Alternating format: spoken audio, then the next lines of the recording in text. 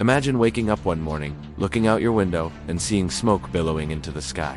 Not from a cozy fireplace, not from some big city celebration, but from the White House itself. The year is 1814, and the capital of the United States is under attack. This is the incredible, true story of the night the White House burned. To really get how this happened, we need to rewind a bit to the War of 1812. The young United States was locked in a bitter conflict with Great Britain. The reasons were complicated things like trade restrictions, British forces capturing American sailors, and tensions over territory. America was still a scrappy upstart, trying to prove it belonged on the world stage. By the summer of 1814, the war had been raging for 2 years, but things were about to get a lot worse for the Americans. The British had finally wrapped up their major wars against Napoleon in Europe, which meant they could now send thousands of veteran troops across the Atlantic to deal with the United States. In August, a powerful British force landed in Maryland and started marching straight for Washington, D.C. Now, you have to understand, Washington back then wasn't the powerful marble-filled metropolis we know today. It was more like a construction site. Many buildings were unfinished, the streets were muddy, and it was barely a city. It was incredibly vulnerable. On August 24th, American forces made a desperate attempt to stop the British at the Battle of Bladensburg, just a few miles from the capital. It was a total disaster for the Americans. The defense completely collapsed, and the road to Washington was wide open. Panic swept the city. President James Madison and his entire government fled into the Virginia countryside to avoid being captured. And then, it happened. British troops marched into the defenseless capital. Their goal wasn't just to occupy it, it was to send a message. They began to set fire to the most important symbols of American power. The Capitol building, where Congress met, was set ablaze. The Treasury building went up in flames. And then, they turned to the President's house, the building we now call the White House. As night fell, the sky over Washington glowed red.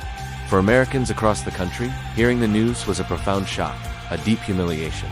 The capital of their young republic, burned by a foreign army. It felt like the entire American experiment might be going up in smoke. If you enjoy learning about these dramatic turning points in history, do me a favor and hit that like button. It really helps me know what kind of stories you want to see more of. Now, here's something a lot of people get wrong about that night. The British weren't just running around burning everything in sight. They didn't target private homes. Their focus was almost exclusively on public, government buildings. Why? This was direct retaliation. Earlier in the war, American troops had burned and looted the capital of Upper Canada, a city called York, which is modern-day Toronto. The burning of Washington was payback, a strategic and symbolic act of war. Destroying the president's house was especially symbolic. The building was a powerful emblem of the new republic and its leader. And that brings us to one of the most famous heroes of this story, First Lady Dolley Madison. As chaos erupted and everyone was evacuating, she refused to leave until she had saved a full-length portrait of George Washington. She knew that portrait was more than just a painting. It was a symbol of the nation's founding. Thanks to her courage, that very same portrait still hangs in the White House today. Let me know in the comments which fact from this story has surprised you the most so far.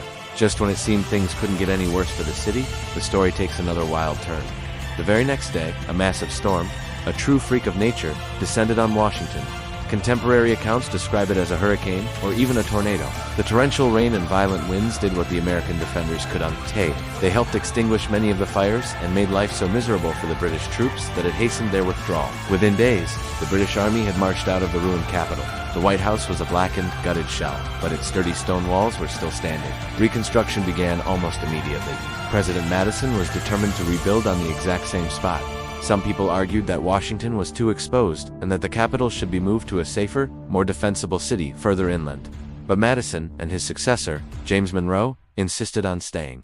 That decision was huge. Rebuilding the White House and the Capitol sent a powerful message to the world and to the American people. We will not be broken. We will not abandon our capital. This republic will endure. By 1817, just 3 years later, the White House was repaired, repainted white to cover the smoke stains, and ready for President Monroe to move in. Think about the symbolism of that. Just a few decades after its founding, the United States saw its capital invaded and its most important buildings burned. Its leaders were forced to flee for their lives. It was a crisis that could have shattered the nation's confidence for good, but instead, it became a defining moment of American resilience. If you're finding this story as fascinating as I do, make sure you're subscribed with notifications on so you don't miss the next video. Here's the bigger takeaway from all of this. The night the White House burned wasn't the end of American democracy. It was a fiery test of it. The true character of a nation isn't defined by whether it faces disaster. Every nation does. It's defined by how it responds. The United States responded by rebuilding. It strengthened its national identity. In fact, the war itself ended just a few months later. The shared experience of the conflict, including the shock of Washington burning, actually helped unite the country in a way it hadn't been before. Today, when tourists walk the halls of the White House, They see a symbol of power and stability. Very few of them can probably imagine it as a smoldering ruin.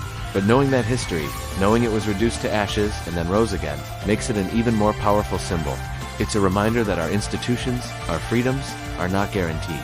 They're not indestructible. They require constant vigilance, commitment, and the will to rebuild when they are damaged. The White House burned, but the Republic did not. And that, right there, is the most important part of the story. Thanks for watching.